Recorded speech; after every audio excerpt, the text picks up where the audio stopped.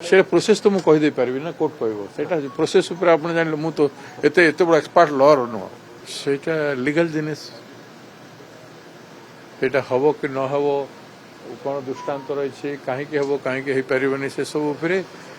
speaker महोदय भी interpret करेंगे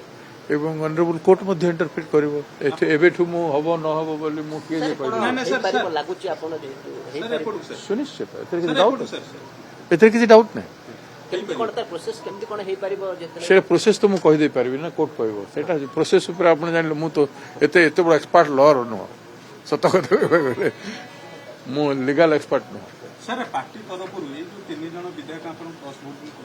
कौन वर्तमान पदक्षेप ये तो आपनकर सस्पेंड कले बहुत पदक्षेप निया आपको देखो